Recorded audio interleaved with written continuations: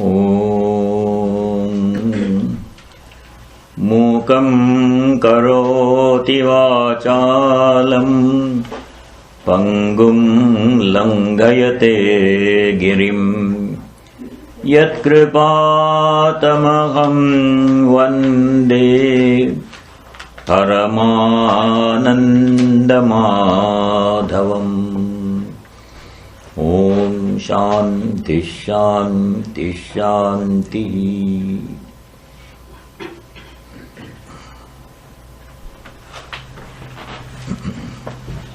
Thank you for having me here. It's a great pleasure and gratitude that I cannot express in words. You said, I am your Maharaj, I am saying you are my people. Pittsburgh is my place and this is very special. Being here is very special experience. I can't explain. The topic we chose for this time is the study of Manisha Panchakam, a hymn composed by Shankaracharya. Panchakam means a hymn containing 5 stanzas.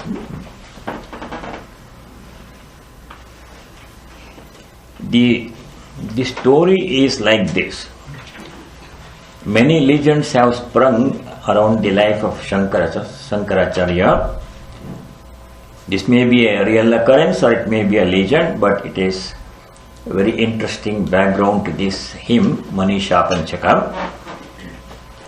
Once, when Shankara was traveling in Varanasi with his disciples, he noticed that a low caste person was standing in his way.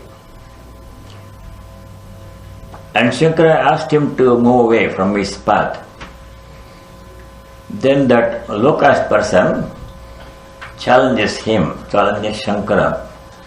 What do you want to move away? Your body from my body? Are you the body? Am I the body? Or your Atman is separate from my Atman so that they can move away from each other? Like this, he challenges. Immediately Shankara recognized that this person was Shiva himself in disguise. Then he composes this hymn, Manisha Panchakam, and chants this hymn. That is what we are going to try to study today and tomorrow. Let us chant this peace chant on the front of your material study guide. Om Vangme Manasi Pratisthita Mano Me Vachi Pratishtitam Aviravirma Edi Vedasya Ma'anistha Shrutam Me Ma Prahasi Anena Adhitena Ahoratran Sandadhami Prutam Vadishyami Satyam Vadishyami Tanmamavatu Tadvaktaramavatu Avatu Mam Avatu Vaktaram. Om Shanti Shanti Shanti. Om.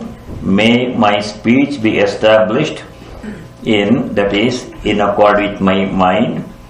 May my mind be in accord with my speech. O self-effulgent one, reveal thyself to me.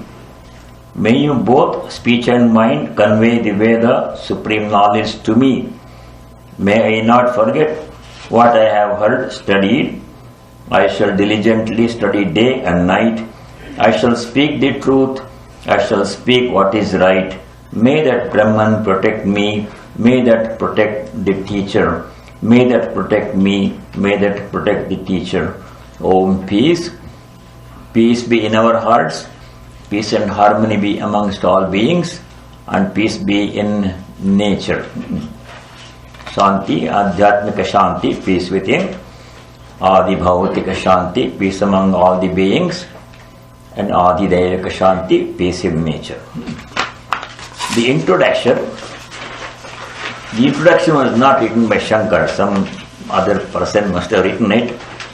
On page 1, Sati Acharyasya Gamane Kadachit Muktidayakam Kashi Kshetram Prati Sah Gauriya Marge Shankaram Antyaveshadharam Drishtva Gacha Gacha iti Abravit Shankaraha. Once when Shankaracharya was going towards the holy place Kashi, which gives liberation, Muktidayakam Kashi Kshetram, he saw Lord Shiva in the guise of a low caste man standing in the way along with his wife Gauri and said to him, Gacha Gacha, go away, go away. Sopi Chandalaha Tam Punaha Praha Shankaram Annamayad Annamayam Matava Chaitanyameva Chaitanyamaya. He Dvijavara Duri Kartam Manchasi Kim Bruhi Gacha Gacheti. This word Chandala is written in two ways. Chandala, Chandala, both are correct in the dictionary. Chandala, Haraswa, Chandala, Dirga, both are accepted versions, same word, same meaning. The low caste man asked Shankaracharya, do you want my body made of food, Annamayam, to go away from your body? Your body also made of Annamayam, made of food only, which is also made of food. Or do you want the spirit, Chaitanyam, which I am, to go away from the spirit which you are also? How can spirit be to go away from, can it be split into two parts, your Chaitanyam, my Chaitanyam? Same Atma pervades all beings. Oh, the best among twice born Vijayavara, what do you want to go away? By saying, go away like that. It came as a blow, awakening, Shankara. Then that low caste person, Chandala, he himself composes this following stanza. This is very beautiful poetry also, not only from the Advaitic Vedantic point of view, depicting the highest Advaita Vedanta in this hymn, is also, besides, it's very beautiful poetry, like other Shankara's compositions. So Chandala says, King Ganga Muni Bimbitembaramanav Chandala Vati Paya Pure Chantaramasti Kanchana Ghati Mutkumbhayorvambare Pratyak Vastuni Nistaranga Sahajarandava Bodham Budhau Viproyam Shapachoyam Ityapi Mahan Koyam Viveda Brahmaha. That woke up Shankara. See, even great Mahatmas, it is possible that momentarily they may forget the highest truth. In the Chandi, the Rishi Meda says, Jnaninam api chetamsi devi bhagavati sa baladakashya mohaya mahamaya prayachati. Jnaninam api chetamsi, even the minds of great jnanis, that Mahamaya, she can make them forget, pull their awareness away. Mahamaya prayachati. That's possible for us. Though we may remind ourselves all the time that this is the truth, I am not the body, I am not the mind, I am the Atman, etc. We may be saying that. But in a moment of forgetfulness, we may forget that. So this Chandala composes this hymn and he chants this hymn. Kim Ganga Muni Bimbite Ambaramanau Chandala Vate Payah Pure. Ganga Muni means in the water of the Ganga. Ambaramani means Surya. Ambara means Akasha. Mani means jewel. The jewel in the sky. Ambaramani. Ambaramanau Gangambuni. It is reflected in the Ganges water. Chandala Vati Payah Puri. Paya means water. Payapura means reservoir, a collection of water. When there is great flood, we say Mahapuram, like that one. In the slum area where the low caste people live, there is like a ditch, a big collection of water is there, stagnant water is there. In that water also the same sun is reflected. The same sun is reflected in the Ganga water also. Kim chantaram asti, is there any difference in the sun? Is the sun reflected in various surfaces? Does it also undergo change? Because reflections are different. This is the highest idea, philosophy. The same Atman is present in all the beings. Brahmadi Pipilekanta Tanushu, later it will come. From the highest creator Brahma to the lowest ant, Brahmadi Stamba Paryante, blade of grass. In all these things, in the whole of creation, one Atman pervades everything. But the reflecting surfaces are all different. Some may be very highly polished reflecting surfaces, reflecting back almost all the light that falls on it, like another small sun there. Some reflecting surfaces may be so dull, they may reflect very little of the light, sunlight that falls on it. But does that difference make any difference in the sun? The sun remains unaffected. So Atman remains unaffected, whether it resides in the body of an ant, or a Chandala, or a great Rishi, Mahatma. Atman is Atman and does not undergo any change. That this person says. Kim chantaram asti, is there any difference? Reflections are different. Kanchana gati mrutkambayor vambare. Same space in all different containers. If you go to any kitchen or any place or in a pottery shop, so many different containers are there.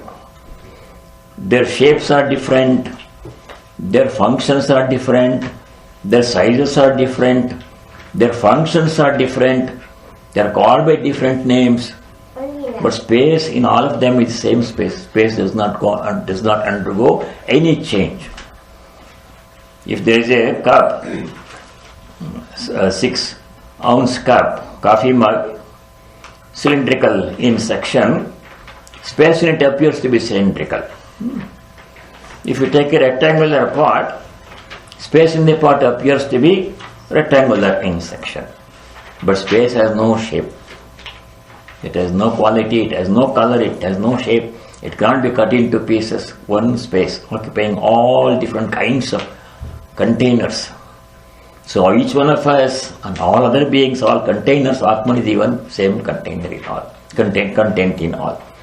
There is no change in it. It cannot undergo any change. Kanchana gati mritkum bayor vambare. Kanchana gati means golden pot. If you have a golden pot here, in it some space is there. Another Mrutkamba means clay pot made of clay. In that also space is there. Is there any difference between the space in the golden pot and space in the earthen pot? It cannot. Pots are different, shapes made of different material, shapes and sizes, names and functions, forms. But space is space, unaffected by all these variations in the contents. So, Atman remains unaffected, same Atman. Why do you want this body to get away from that body? Are you the body? Like this, he remains. He remains Shankara. In the Viveka Chudamani, there is a nice verse. There, Shankara says, describing the attitude of a jnani. A jnani is one who is fully convinced that he is not the body and the mind. He is the Atman. An ordinary person, we have Dehatma Buddhi. We think we are the body, we are the mind, we are the sense organs. If something happens to the body, that happens to me. If the body is sick, I am sick. The body is well, I am well, all these things. Our mind also. Sometimes I'm happy, sometimes unhappy. I, all the time. We misidentify the body and the mind to be the Atman. But the Jnani does not make that mistake. Always maintains the same position that I am not the body, I am not the mind, I am not the sense organs, I am not the sense objects, I am the Atman, unaffected, unchangeable. Changes happen to the body and the mind. Of course, they have to change. Shadvikara, you have seen before in earlier studies. 6 changes happen to all the bodies. But Atman does not undergo. I am that Atman. I remain unaffected. No matter what happens to the body. That is the position consistently taken by a Jnani. So if Jnani becomes sick, body becomes sick, he does not bother about it. If somebody insults this Jnani, you are a fool, it doesn't bother him at all. Somebody praises him, oh, you're a great man, he also takes, he is not affected by that one. So in that shloka in Vivek Chudamani, Shankara says, Jalevapi sthalevapi lotatu yesha jadatmakaha na milipyeta dharmaihi ghatadharmaihi nabho yatha. Jnani takes the same position, no matter what happens to the body mind. I am unaffected by that. That is the position we should practice. Jalevapi esha jadatmaka, this jadavastu, the body is jadavastu, it's inert, appears to be functioning autonomously, appears to be alive because of the presence of the divine presence within it. That we will study later, it will come in this next subsequent verses. The body, which is really inert matter, made of chemical substances, all kinds of substances, it undergoes change constantly, but it appears to be enjoying a certain degree of autonomy. Walks by itself, speaks by itself, eats by itself, all these things. That degree of autonomy that we seem to enjoy is because of the presence of the divine presence, with element within us, divine presence within us. That the Jnani knows. Yesha jadatmaka, this inert substance body, which I call my body, or which I call I. Jalevapi lotatu, sthalevapi lotatu. May it fall in water, may it fall on the ground, wherever it falls, it falls. Tad dharmaihi aham nalivipye. By the condition, status of the body, I remain unaffected. He gives an example. Ghata dharmaihi nabho yatha nalipyate. Ghata means a pot. Ghata dharma means the quality, status, condition of a pot. Supposing there is a earthen pot, 1 gallon capacity, there is some space in it. If you paint the pot with green paint, space in it does not become green. If you give it a red paint, space in it does not become red, space remains unaffected. Atman is like that. Aham, Atma, Ghatadharmihe nabho yatha nalipyate. I remain unaffected by the condition of the body. Like one put, Swamiji said the same thing in the Song of Sannyasi. Always remember that one stanza which really appeals to me. It's difficult to follow that, but at least we should remind ourselves of the ideal every now and then.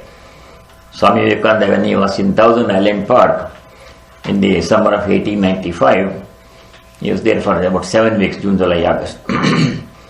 Then he composed this song in English, 13 stanzas, called the Song of the Sannyasi. Highest ideal of Advaita Vedanta is depicted in those stanzas. There he says, heed then no more how body lives or goes, its task is done, let karma float it down, let one put garlands on, another kick this frame, say not. No praise or blame can be, where praiser praised and blamer blamed are one. Thus be thou calm, sannyasin bold, say Om Tat Sat Om. In our daily lives, some people praise us in the workplace and family. Some people blame us for no reason. But if we are affected by all those things, we will never have peace of mind. We should let it go. It's not happening to me. I remain unaffected by what happens to the body and the mind. That is the position we should take. All this will come again in greater detail in subsequent verses. Kamansanagati Mritkambayorvambare. Is there any difference in the space. Ambaram is space. Whether it is in the golden pot or in the earthen pot. Pratyagvastuni nistaranga sagajarandavabodham budau viproyam shapachoyam ityapi mahan koyam viveda brahmaha. From where did you get this confusion that this is Vipra, that is Chandala, like this one? Are you looking at the body? If you look at the Atman, where is the difference? Same Atman in all. So he says, is there any difference in space as such, be it in a golden pot or in a mud pot? In the inner self, the waveless ocean of the self-existing blissful consciousness, how can there be this illusory distinction? This is a Brahmana and this is a dog-eater, Chandala. For a Jnani, all beings are same. Not from the body-mind point of view, they are all different. No two people are exactly alike, not even identical twins. But Atman, same Atman pervades all. Are you looking at the body or are you looking at the Atman? That Chandala asked that question. Then Shankara wakes up. Then who is a Brahmana? That question comes. The last passage 4 on page 1 from the Brihadaranyaka Upanishad. In the Brihadaranyaka Upanishad, there is a lot of scholarly debates between Yajnavalkya and other sages. So in one such scholarly debate, which happened in the court of King Janaka, a lady saint, Vachaknavi, also called Gargi, she asked two very difficult questions of Yajnavalkya. Yajnavalkya was undefeatable those days, acknowledged as the highest Vedantic scholar. Nobody could defeat him in a scholarly debate. So this Vachaknavi, she asked very difficult questions. First question, Yajnavalkya answers his. Second question, he has to struggle a little bit. While answering the second question, Yajnavalkya says this one. He says, Yova etadaksharam gargi aviditva asmal lokat preiti sakrapanaha ataya etadaksharam gargi viditva asmal lokat preiti brahmana. Who is a Brahmana? A Brahmana, a person can be called a Brahmana only if he or she leaves this world after knowing Brahman, after realizing that he is Brahman. Any other person who ends this life, spends his whole life thinking I am this, I am that, I am this engineer, I am the doctor, I am the lawyer, I am American, I am Chinese, I am Indian. These are not two identities.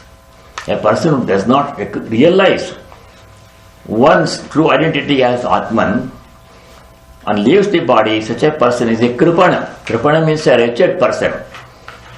Dina, wretched person, whose whole life has been wasted. Only that person can be called a Brahmana. Yaha etadaksharam viditva, knowing this Parabrahman, Aksharam, imperishable Brahman, asman lokat priti, saiva Brahmana.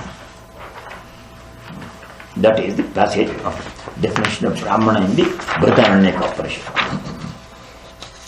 Then in the Atri Smriti, there are two kinds of scriptures in our Vedanta Hindu tradition. In some other tradition, this distinction is not very clear. We have the Shruti, we have the Smriti. Shruti means knowledge that is heard by the great rishis, and in the Upanishads, the Upanishads are called Shruti. The information, knowledge given in the Shruti is always true under all conditions. That information given in the Upanishad does not change with time, place and environment. It was true 5,000 years ago, it will be true 5,000 years from now. It's true now. It's true in America, it's true in India, it's true everywhere. Time, space and environment do not alter the truth given in the Shruti scriptures. But Smritis, they contain information relevant to certain set of circumstances. Somewhere I saw a list of 21 Smritis. You are all familiar with the name Manu Smriti. Manu, like Manu, other great rishis, Agnivalkya Smriti, Parashara Smriti, Atri Smriti, all rishis have composed different Smriti scriptures. These are essentially codes of conduct relevant to that time and place. They change, some of it will change with time. In one such Smriti, Atri Smriti, composed by Rishi Atri, this definition of Brahmana comes there. Number 5 on page 2. Janmana jayate shudraha karmana bhavati dvijaha vedapathi bhaved vipraha brahmajanati brahmanaha. Who is a Brahmana is defined here. A man is born a Shudra, an ignorant person. Through purificatory rites, he becomes a Dvija, twice born. Upanayanam, when a person is given Upanayanam, that means Brahmopadesha, Gayatri Mantra, then his real spiritual life begins. Until then, without samskara, any child is a child only. There is no Brahmana or anything. Samskara means purification, enrichment of spiritual life. Through study of scriptures, Vedapati Bhaved Vipraha, he becomes a Vipra, a scholar. Vipravara like this, Vijavara like this we say. Through the realization of supreme reality, Brahman, he becomes a Brahmana in Vara Brahman. That means, same as what the previous passage said, a person can be called a Brahmana, male or female does not matter, only when he or she knows his or her own identity as Atman, then only he or she is a Brahmana. As long as we identify or misidentify ourselves with the body and the mind, no matter what is our birth or nationality, how much of knowledge we have in worldly knowledge, does not matter. That is from the Atri Smriti. For a sage, he sees the divine presence in all, disregarding the body, mind and environment. That is Samadarshitva. Shankara should have seen in this channel also the same Brahman. But for a moment he forgot, he saw him as a Chandala, only body and the mind. He was looking at it, body and the mind. So he remains him. That is, a sage must be always a Samadarshin. Samadarshitva means we should disregard the differences at the body-mind level, and we should always, everybody alike, seeing the presence of the same divine in all. That is true vision, that is true drishti. Otherwise, we are saying only the body and the mind, that is ignorance. That is mentioned in the Gita 5:18, passage 6. Vidya vinaya sampanne brahmane gavihastini shri chaiva shapakecha pandita samadarshinaha. That reminded Shankara. Chandala reminds him. Are you looking at my body and calling me a Chandala, asking me to get out of your way? Should you not be looking the same Atman in all? Like this. A wise person sees the same truth in all, same Brahman in all, alike. A Brahmana endowed with knowledge and culture, a cow, an elephant, a dog, and a dog-eating outcast. His whole spectrum of creation is given here. From the highest, noblest human being to the lowest being, including animals in that, including inanimate objects also, though it is not mentioned here. The same divine is present in all objects, in the whole of creation, whether animate or inanimate. Sachara chara vastu. There is no distinction. That is the vision we have to cultivate. When we see somebody, we should remind ourselves, this is our daily practice. When we see somebody, we should remain in our mind, with no need for speech. Speaking means controversy. They will say, they will disagree, argue, we don't want that. No need to say any word at all. In your mind, in our minds, we should put the thought, God has come in the form of this person. This is the practical implication of this section. That's our spiritual practice. When you see somebody, and extending to animals and plants and inanimate objects too, this idea has profound implications for every moment, every small movement in our daily lives, that we should always ask ourselves, how does it affect my daily life? This is the truth given in the Upanishads. How can you put it into practice? Sri Krishna says in Gita, chapter 6, sloka number 30, 630.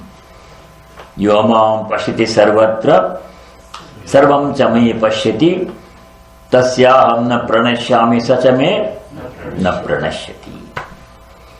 Whenever we see somebody or something, an animal, a ferocious animal, or a nice person, good-looking person, rich person, poor person, beggar, whoever, we should momentarily put this thought in our minds, God has come in the form of this person, in the form of this being. Even in inanimate objects. So this means, when you close this door, gently close this door. Some people slam the door. It happens in our ashrama. The door is a little bit repaired. Swami has not. He just came back from India. He'll do it. You just close the door with so much force. It's very unpleasant. Gently. In the door also, in this building also, same divine is present as it is present within me. And in the great Mahatmas. That's why when you do puja, Sunday you are going to do puja. At the beginning of puja we say, Dwara Devata Bhyo Namaha. We offer a flower with sandal paste, Dwara Devata. In every part of the building, in every person, in every ant, in every tree, in every plant, same divine is present to the same extent. That we'll see those passages in the subsequent sections. Now Shankara responds. The real hymn begins with verse 1. Until now it was only introduction, what the Chandala said. So let us go to verse number 1. Shankara Ovacha Jagrat Swapna Sushuptishu Sputatara Yasam Midujrambhate Ya Brahmadi Pipili Kantatanushu Prota Jagat Sakshini Saivaham Nacha Drishya Vastviti Drada Prajna Payasyasti Chet Chandalosu Satudvijostu Gururityesha Manisha Mama. The translation is very difficult because the meter is like that. I think it's called Shardulip. Each line has 19 syllables in it. Very nice meter. So let us see how we can understand this one. As we are all students of Sanskrit, we try to locate the finite verb. Sometimes there is no finite verb in Sanskrit sentences at all. There are some sentences there are no finite verbs like that. For example, I say, Idam mama pustakam, there is no finite verb in it. So then we see if there is a main clause. Generally at the end, you have to look at the end. Say this at the end of this verse, Esha Manisha Mama. From that we can build up the remaining whole sloka. Kidrishi Manisha, like that, Manisha. The word Manisha is very interesting. In the dictionary there are different meanings given for Manisha means wisdom, firm conviction, firm understanding, based upon understanding, conviction based upon clear understanding, that is Manisha. Intelligence also is Manisha. Here it is conviction in that sense. Esha Manisha Mama. Shankara, this is my firm conviction, he says. Then we can ask what kind of conviction, what is this, what, like that one.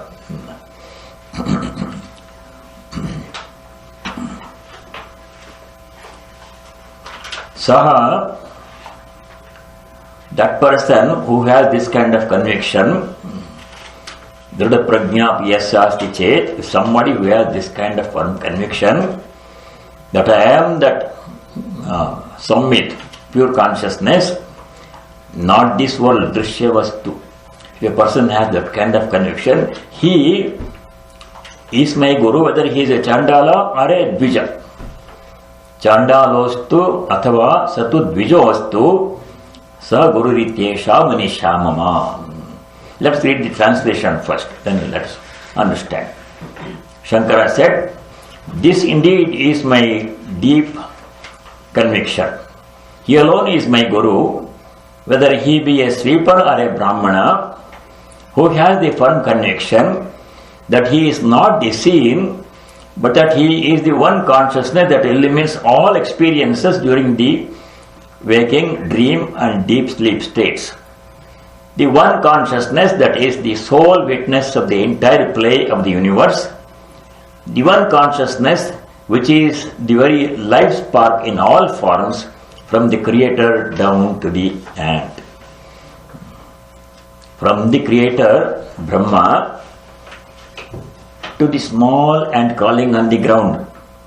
In all these beings, same one divine consciousness is present unvaryingly. We will see supporting statements in that one. The same one divine consciousness is present in the same way in all the beings across the whole of creation, from Brahma the creator. Highest being is Brahma the creator, not Brahman. Parabram, that's different. Brahma creator. From that to the smallest being, Pipilika, and in all these beings, same divine is present. Divine is present, and I am that divine presence. If a person has that kind of a conviction, then he can be my Guru. I am not the Drishya Vastu. Drik Drishya. Drishya means whatever can be seen, any object outside of us. So I am saying all of you, for me you are the Drishya. I am the seer. But I can see my mind also. I can see in my mind what is happening. I can know when I sit down and reflect. Introspection when I do, oh, and this thought is coming to my mind, like that we become aware of the contents of the mind. So mind also becomes a Drishya. Like that. If you go on like that, the Drik is the Atman present within us all. Everything else, including the body, mind, all becomes Drishya. I am not the Drishya, I am the Drik. That kind of connection somebody has, whether he is born in a Brahmana family or a Chandala family, he is my Guru.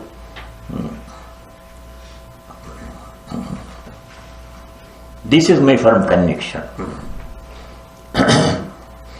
Jagra Swapna Sushuptishu Ya Sammit Sputatara Vijrambhate. Yes, Sammit also has different meanings. Sammit means wisdom, understanding. Sammit also means consciousness. There is one magazine, a journal called Sammit, published by Sharada Math in India. Sammit means consciousness, knowledge, wisdom, all these meanings. Ya Sammit. Here, Sammit means the pure consciousness which illumines this whole universe in all the three states of awareness. Jagrata Avastha, when you are awake, we see things by the power of that consciousness. Just like sun illumines the objects, and then we can see objects when they are illumined by the sun. We are seeing all these things around us, including our body, mind. We are seeing because they are all illumined by the consciousness present within us all. Ya Samit Ujrambhate, Jagrata Swapna Sushuptishu, in all these three states of consciousness, clearly Sputatara Vijrambhate. That Sammit, Sayeva Aham, I am that consciousness which illuminates the whole universe in all the three states of consciousness. I am that consciousness, not a Drishya Vastu. I am not the seen object. If somebody has such a conviction, he can be my Guru, whether he is a Chandala or a Dvija. It does not matter. Ya Brahmadi Pipilika Tanushu Prota. That's Sakshini. Pipilika means an ant. Brahmadi Pipilika Tanushu. Brahmadi Stama Paryantam. In other places it says from Brahma to the blade of grass, from Brahma to the ant. Prota means it pervades. Otam cha protam cha, like this in the Upanishad comes. The same consciousness pervades all beings from the highest created being Brahma to the smallest being, the ant. In all these things, animate, inanimate, good, bad, animals and plants, in all these things, same divine consciousness is there. That's the main theme of this whole hymn. Pervades. A person who has that conviction, that has that consciousness, not the body and the mind, only such a person can be my guru. One who has such a firm conviction, whether he is born in a Chandala family or a Brahmana family or any family, does not matter. Does he have that conviction? Does he know that in other words, is he Brahmagyani? If a person is Brahmagyani, then only he can be a guru. Other people without knowledge of God, they cannot be gurus. Sri Ramakrishna gives very stringent instruction, requirements for a guru. Also in Vivek Chudamani, you will see those passages. Who can be a guru? One who knows God, one who knows Brahman, only he can be a guru. Otherwise, people will read some books and say, repeat something like a tape recorder. A machine can also do that one, read it and repeat. They cannot be a guru. You will see all those qualifications of a guru in the next passage. Ya Brahmari Pipili Katatanushu Pratajiga Sakshini, the witness to the whole universe. Saivaham Nacha Drishya Vastu. Sa Sammit. I am that pure consciousness which illuminates the whole universe in all three states of consciousness and activates, vivifies all the beings from Brahma to the ant. I am that consciousness. Saivaham Nacha Drishya Vastu. Iti yasya drada prajnapi. If a person has such a firm conviction, saha chandala astu dijostu guru rityesha manisha. That is the first answer. Now we have some supporting, these are very familiar things that following, you already know these things, we'll go through them quickly. A need for a guru. Most people require a guru. Sri Ramakrishna was asked this question once by somebody. Do we need a guru for a spiritual life? He said, yes, most people need a guru. He himself had 3-4 gurus, including Vairavi Brahmani, a woman guru, Sri Ramakrishna. From someone he learned the Islam religion, from someone Christianity and Tantra, all those things. And Totapuri, Advaita Vedanta, he himself had many gurus. Rarely can there be a great Mahatma without any guru, like Bhagavan Ramana Maharshi, we didn't have any guru. That is very rare. For ordinarily, for most of us, we need a guide, spiritual guru. So in the Chandogya Upanishad, there is a very famous passage where the need for a guru is emphasized. We will learn things from by reading a book, but when it comes through the mouth of a teacher, then only it makes full impact. Knowledge fructifies when imparted from a knower of Brahman. Otherwise, nowadays whole fields can be, graduate degrees can get by online without ever attending any class or anything. That's one way. It will work well for some subjects. But for Brahma Jnana we need a guru. So Satyakama story you know from Chandogya Upanishad. Satyakama was given that name by his guru Haridramita Gautama because of his adherence to the truth, though it was unpleasant. So when he joined the Gurukulam, his teacher Haridramita Gautama gave him a very difficult assignment to this boy, Satyakama. He told him to take care of 400 sick old cows and go into the forest and not come back until they all became healthy and became 1,000 strong. That story, you know, Satyakama story has come before. So Satyakama goes to the forest. You can imagine a boy, 7, 8, 9 years old boy, given charge of 400 sick old cows, And he was such a brave, courageous person. I've never seen a person like Satyakama.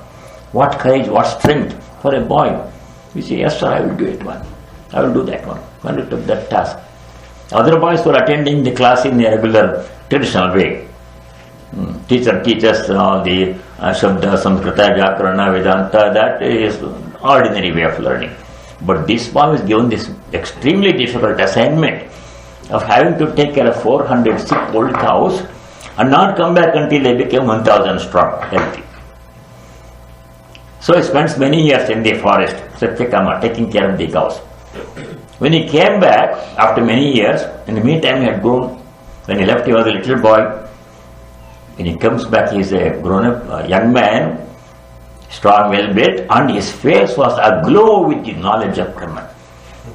In the scriptures we read, when a person has Brahma Jnana, his face has a special splendor, unmistakable splendor. That Satyakama had. So when the teacher sees this young man standing in front of the ashrama gate with 1,000 healthy cows behind him, he says, oh Satyakama, you have come. Guru becomes very happy. Guru Hardramata Gautama says, Satyakama, Brahmavidiva Somya Bhasi, Kotva Anushashasa. Guru says to Satyakama, your face is glowing like the face of a knower of Brahman. Somya means, Soma means moon, Somya means a pleasant looking person. Oh Somya, Brahmavidiva Bhasi, you are shining, your face is effulgent like the knower of Brahman, Brahmavid. Kotva Anushashasa, who taught you? He thought he might have gone to some other teacher. Anyabhya manushyebhya iti. He said, nobody else taught me, sir, no other human being taught me. Then he says, Satyakama says, this is what is given here. Srutam hyeva me bhagavadrishyebhya acharyadheva vidyavajita swadishtam prapatiti. Although Satyakama had Brahmajnana, because he received through nature. This story is very long, I don't want to go into that. Every evening in the forest, it was practice was to collect all the cows and prepare them for rest at night, set up a fire Agni, sit in front of Agni and meditate. That was all this practice. During the day you take care of the cows. So they received knowledge from 4 non-human teachers. One of them was Vayu. He comes as in the form of a bull, Vrishabha. He teaches one aspect of Brahman. Then Agni comes. He teaches another aspect of Brahman, so Satyakama. Then sun comes in the form of a Hamsa, disguised as a swan. He teaches one aspect of Brahman. Then Prana comes in the form of a Madgu bird. Madgu bird means a fish catching bird. So there are some birds which catch fish. The bird is flying there and the bird sees fish under the water. In one smooth motion, this bird comes and dives into the water, comes out of the water holding a fish in his beak. One smooth motion, so such a grand sight. You can see in National Geographic pictures like that. That bird comes and teaches Brahman. No human being teacher was there. Then he says, true knowledge fructifies only when it is conveyed by a human guru. I've heard from great people like you. Srutam bhagavadrishyebhya acharyadha eva vidya vijita sadishtam prapati. Acharya must give the vidya. Then only sadishtam prapati vidya. Knowledge becomes fructive. Knowledge fructifies. Otherwise, you can learn from books. Anybody can read books about Brahman. Anything is printed in many languages, in the internet everywhere. But when it is taught by a knower of Brahman, then only the knowledge fructifies, bears fruit. That is the importance of a human guru, Brahmajnani guru. There is passage 6 also in Chandogya, the Uddalaka Shvetaketu, the Uddalaka Shvetaketu Samvada, in the 6th chapter, they contain the Mahavakya Tattvamasi in that passage, Vacharyavan Purusha Veda. Then when to approach a guru, what preparation we should do before approaching a guru, And how to approach a guru, those are described in one nice passage in the Mundaka Upanishad. This is passage number 7 on page 11. Yeah, page 2. Parikshalokan karmachitan brahmana nirvedamayat nasti akrita pratena tadvijnanartam sa gurumeva begachet srotriyam samitpani srotriyam brahmanishtam. Very nice passage, important passage. When to approach a guru? When is time ripe to approach a guru? We should have some preparation. Without prior preparation, if you go to a guru, even if he is the best guru, the teaching will not be fruitful. Preparation must be there. Just like going to the freshman college, they're taking any high school courses, then you won't be able to get any benefit from it. Preparation must be there. When is the right time? When a person he has some degree of conviction that whatever this world has to offer is not really worthwhile in a long run. It's all very temporary. Everything has a beginning and an end. Adyantavantaha kaunteya nateshwaramate badaha 522 in the Gita. That conviction must have come. How that connection will come? By experiencing the world. Lokan, karmachitan lokan, pariksha. Examining the worlds, plural, lokan, not only this world, Swarga also. Some people think that if I go to Swarga, I'll be very happy.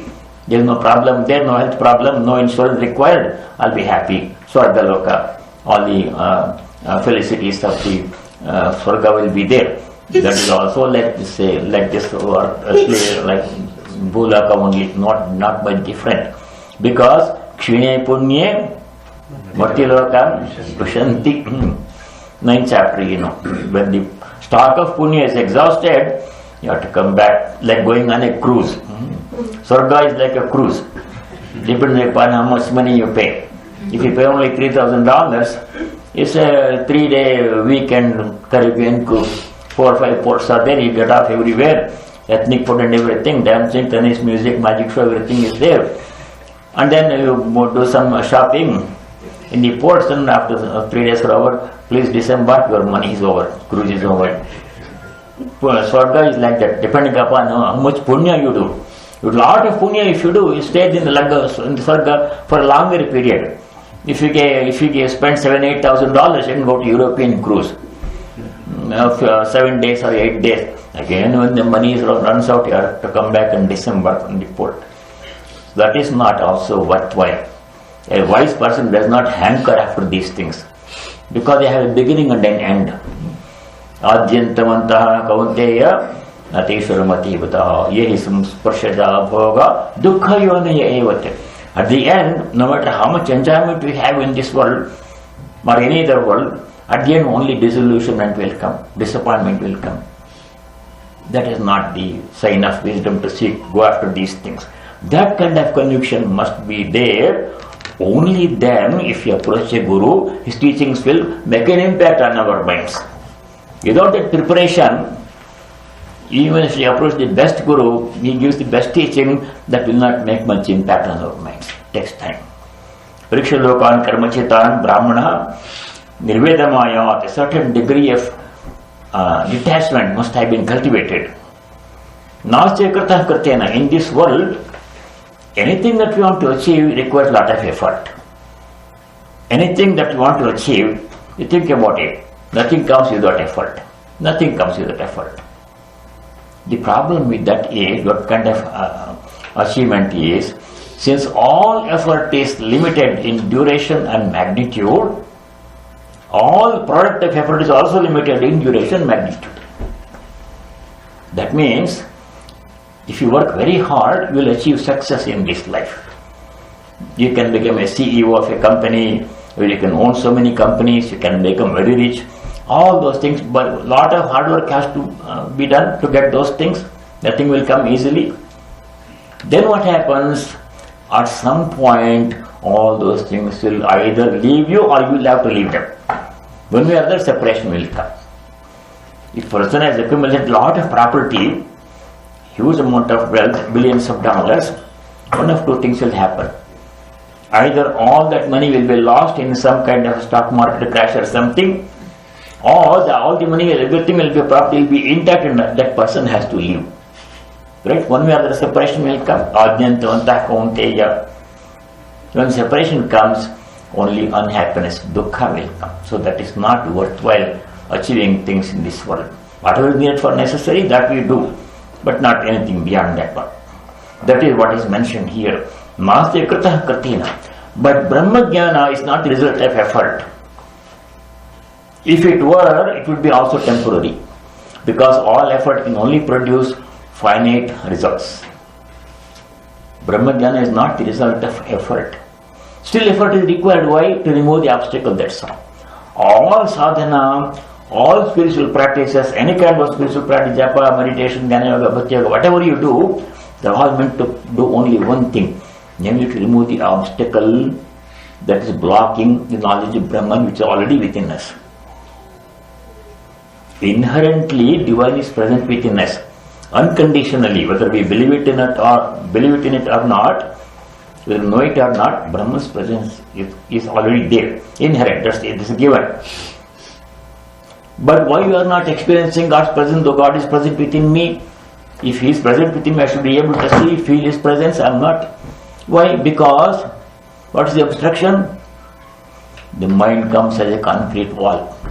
Impure mind, full of all kinds of impressions, vasanas, good, bad, everything. That is the obstruction. If by some kind of sadhana the mind is purified, chitta shuddhi is accomplished, obstruction is removed. Oh, it is already there, I just did not know. That's why we call it realization. When we call realization, we realize that this was already there. It has always been Sachidananda. I thought I was a human being, I thought I was an Indian, I thought I was a Swami, I thought I was this and that. All that misperception goes away. Realization comes that I have always been this. So the sadhana was required to only remove the obstruction, not to bring us knowledge of Brahman. So, nasti kritah kritina. Brahma Jnana is not the result of effort, though effort is necessary.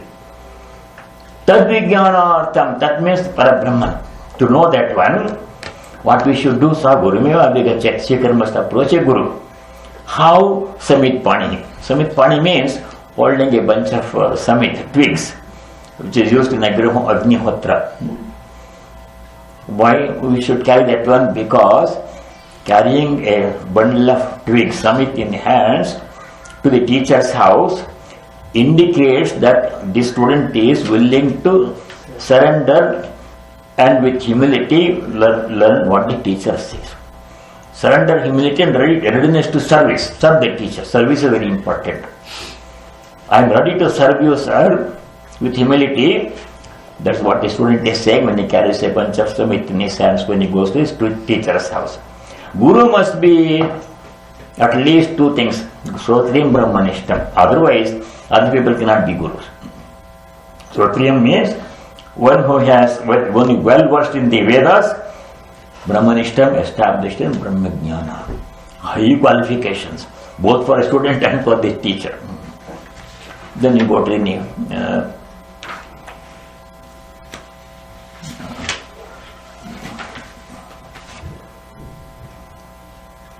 where did I go? I missed some passages. Page 3. Oh, I missed one passage here. Anyway, that's number 8, doesn't matter. Pariksha Lokan over. The qualifications of a teacher are given in passage number 12, page 3, from Viveka Chudamani. Sotriya avrujinaha akamahataha yo brahmavittamaha brahmanyuparataha shantaha nirindhana ivanalaha ahetukadaya sindhu bandhuranamatam satam. See how many qualifications are there for a guru. That's why Sri Ramakrishna said in the gospel again and again, only Sachidananda is the guru, real guru. Other ordinary people say, I can teach you, I can give you Diksha, I can give you Brahmajnana, that may or may not work. A guru is one who is well versed in the Vedas, Srotriyaha, Aurujinaha, sinless. Your Brahma Akamahataha, unafflicted by kama. Kama, any kind of kama, is an affliction, is a departure from our pristine state. What is kama? Karma we translate as desire. What is desire? Desire is a state of blank, state of emptiness in our mind, that I don't have something, and if I get it, I'll be happier. Some emptiness is felt. That state of mind is called desire. Desire means desire for money, for wealth, for enjoyment, for family, for success, and for profession, for whatever desire, or for good health, means something that I need is lacking in me right now, and if that is obtained, I'll be happy. That kind of state of mind is called desire. Anybody who has even the highest kind of desire is incomplete, is already fallen from the highest idea. Supposing there is a person who has no other desire except the desire to know God. Highest kind of desire is desire to know God. No other desire, he has given up all other desires. I want to know God. That is also a state of incompleteness, because he does not know God. He is seeking something which is not there. Only when a person knows the highest truth, Brahmajnani, only he has no desire, such a person is called akamahataha. The word akamahataha means one is not afflicted by any desire.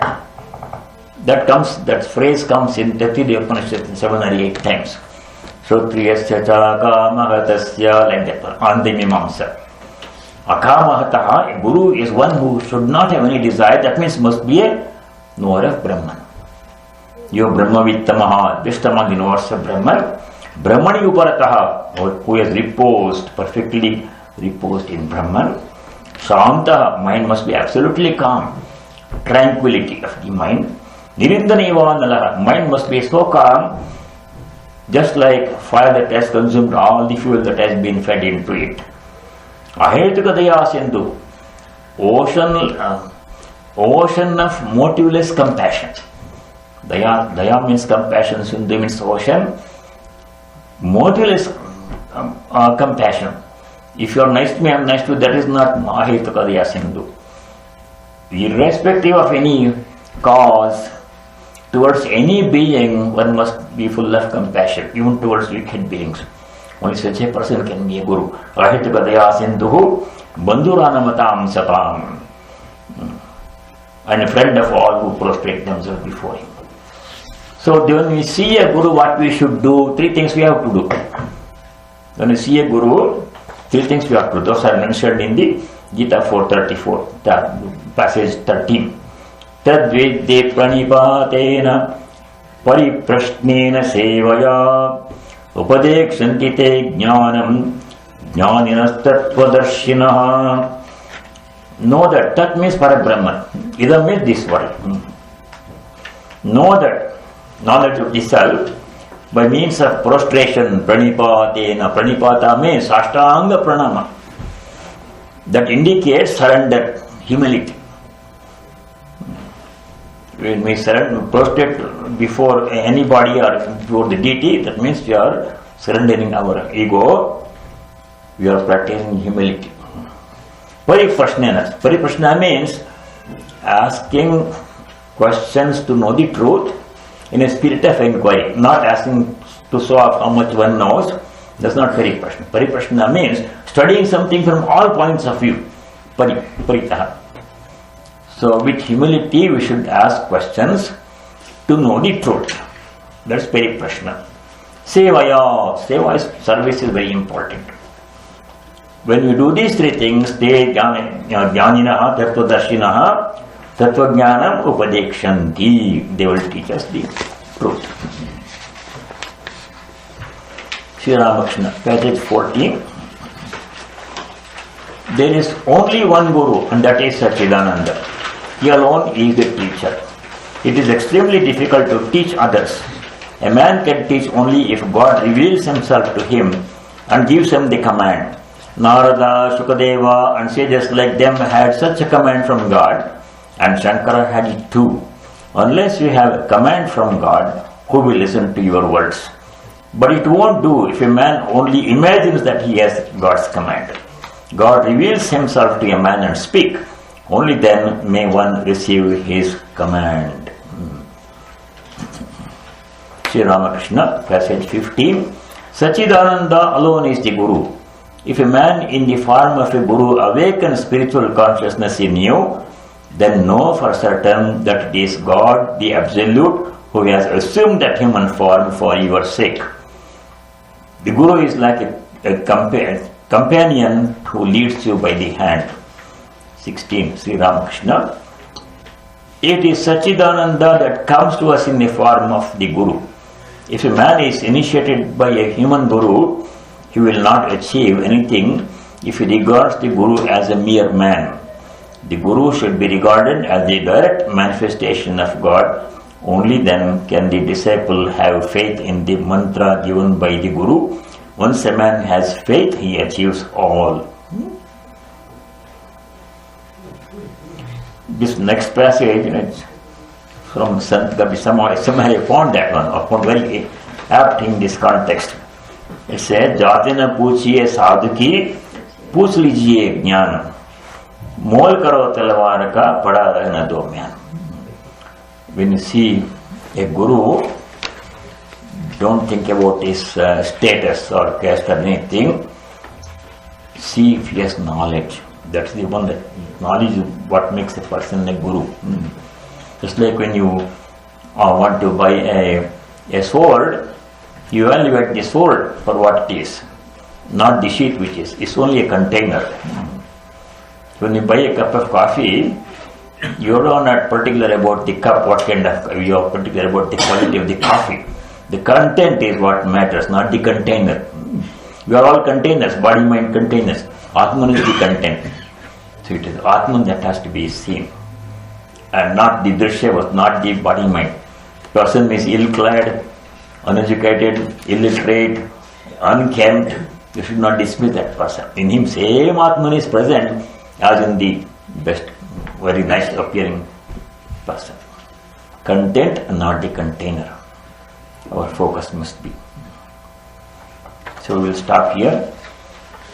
We'll 4 more verses.